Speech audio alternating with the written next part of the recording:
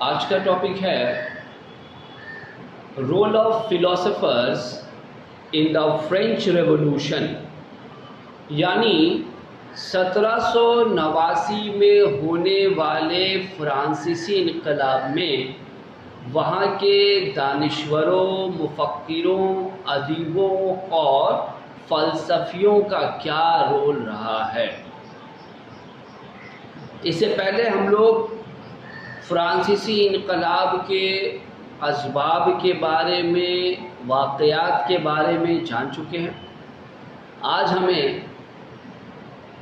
اس انقلاب کو کامیاب بنانے میں وہاں کے دانشوروں، فلسفیوں کا کیا رول رہا ہے، یہ جاننے کی کوشش کرتے ہیں۔ فرانسیسی انقلاب کو کامیاب بنانے میں وہاں کے ادیبوں، شاعروں، دانشوروں اور مفکروں نے بہت اہم کردار ادا کیا۔ دراصل یہ وہی لوگ تھے جنہوں نے اپنی تقریروں اور تحریروں کے ذریعہ عوام کے اندر سیاسی شعور پیدا کیا، انہیں بغاوت پر ذہنی طور پر تیار کیا، مطلق الانانیت یا بادشاہی حکومت میں ان کے ساتھ کیسی کیسی ناانصافیاں ہو رہی ہیں، کس طرح انہیں ان کے حقوق سے محروم کیا جا رہا ہے، کس طرح ان کا استحصال کیا جا رہا ہے، یہ تمام تر باتیں ان فلسفیوں نے اپنی تقریروں اور تحریروں کے ذریعہ عوام تک پہنچائی۔ کیونکہ اب تک عوام ان حقیقتوں کو سمجھنے سے قاصر تھی، لہٰذا وہ مطلق العنان بادشاہوں کے استحصال کو سہتی چلی جا رہی تھی۔ لیکن جب تک کسی کے ذہن میں کوئی بات سما نہیں جاتی، جب تک کہ وہ حقیقی وجہ کو سمجھ نہیں جاتا، تب تک کوئی شخص کوئی قدم اٹھانے سے قاصر رہتا ہے۔ اور جب فرانسیسی عوام کو فلسفیوں نے ذہنی طور پر ان پر ہونے والی ناانصافیوں کا احساس دلا دیا، بادشاہی حکومت کی خامیوں کو ان پر اجاگر کر دیا، ان کے حقوق کی پامالی کا انہیں یقین دلا دیا، تب عوام اب ایسے ظالم حکومت کو برداشت کرنے کے لیے قطعی تیار نہیں تھی۔ اب وہ ذہنی طور پر تیار ہو گئے تھے کہ ہر لحاظ سے انہیں ایسی ظالمانہ حکومت سے نجات حاصل کرنا ہے۔ اور پھر اتنا بڑا انقلاب واقع ہوا 1789 میں، جس نے نہ صرف بوربون خاندان کی شاہی حکومتوں کی جڑوں کو ہلا دیا، بلکہ پورے یورپ یا یوں کہو کہ پوری دنیا کو جو ہے قوم پرستی، حب الوطنی اور ظالمانہ حکومت سے نجات حاصل کرنے کا پیغام دیا۔ تو آئیے ہم جاننے کی کوشش کرتے ہیں کہ فلسفیوں نے کس طرح جو ہے خدمات انجام دیے اس انقلاب کو کامیاب بنانے میں۔ یوں تو بے شمار دانشوروں اور ادیبوں اور فلسفیوں کا نام رہا ہے، لیکن ہم یہاں 3 خاص فلسفیوں کا ذکر کرتے ہیں۔ سب سے پہلے روسو کا نام لیتے ہیں۔ یہ ایک بہت بڑا مدبر اور مفکر تھا جو انسانی برابری کا یعنی مساوات کا زبردست حامی تھا۔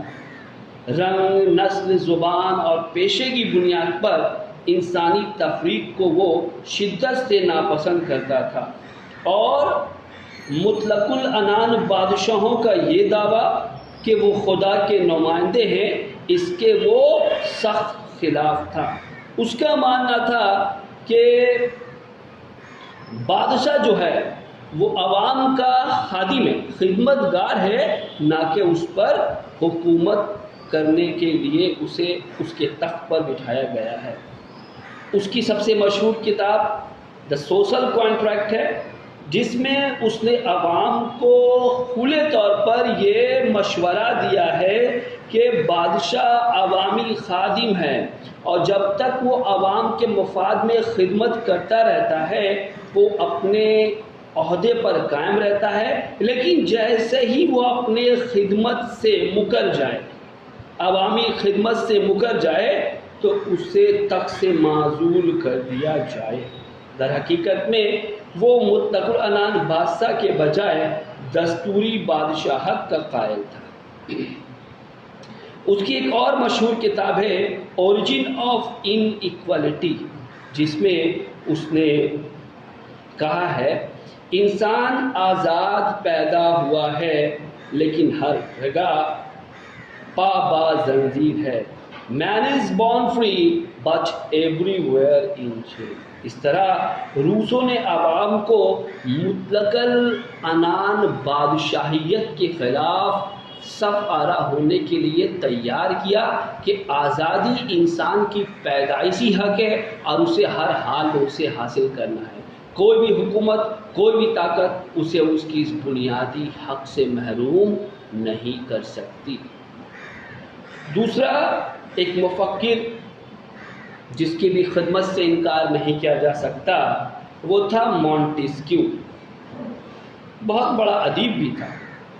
اس نے سیاسی اور سماجی موضوعات پر کتابیں لکھی۔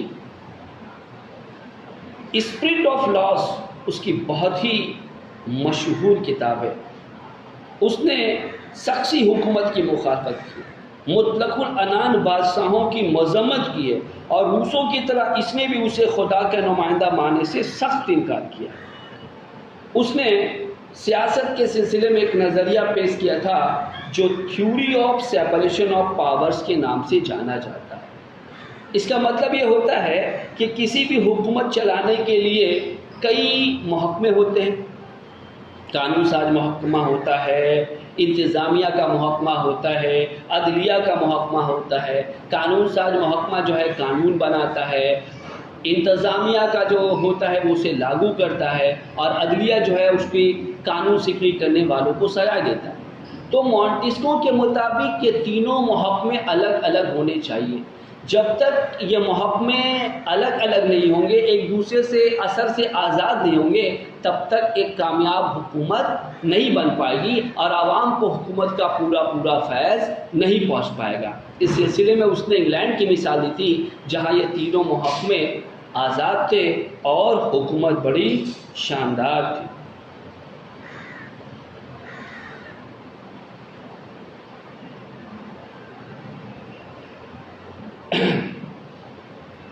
اس نے اپنی دوسری کتاب دا پرشین لیٹرز میں فرانس کے سماجی نظام کی خامیوں کو بھی تنقید کا نشانہ بنایا ہے۔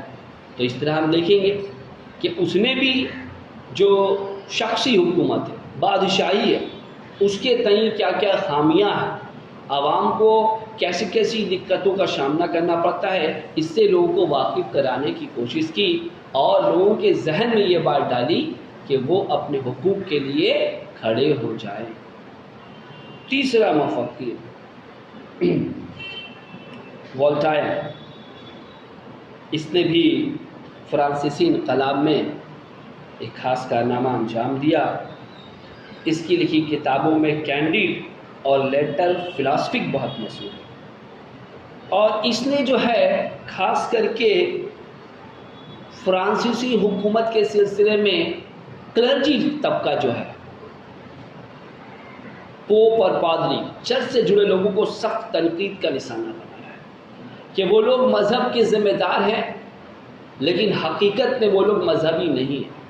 انہوں نے اپنی زندگی میں بے شمار خامیوں کو پال رکھا ہے اور مذہبی تعلیم سے بہت دور ہو گئے، عیش و عشرت کی زندگی میں مبتلا ہے، جبکہ وہ رول ماڈل ہے، مذہبی معاملے میں وہ رول ماڈل ہیں، اور اگر وہی ناانصافی پہ اتر آئیں اور سیاست میں شامل ہو جائے تو پھر مذہب ایک الگ چیز دکھائی دیتی ہے۔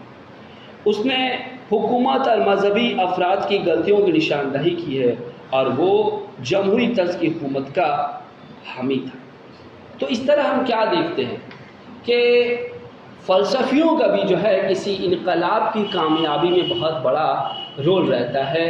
وہ اپنی تقریروں کے ذریعہ، اپنی کتابوں کے ذریعہ لوگوں کو ان کے ساتھ ہونے والی ناانصافیوں اور استحصال سے آشنا کراتے ہیں، اور اس طرح لوگ جو ہے ذہنی طور پر جب اپنی تکالیف سے واقف ہو جاتے ہیں، اس کی وجہ کو جان جاتے ہیں، تو اسے حل کرنے کی کوشش کرتے ہیں، اور حل کرنے کی کوشش کا نام ہی عملی طور پر انقلاب ہوتا ہے۔ اس لیے اگر فرانسیسی انقلاب کامیاب ہوا تو ہم اس میں فلسفیوں کے کارنامے یا خدمات سے انکار قطعی نہیں کر سکتے۔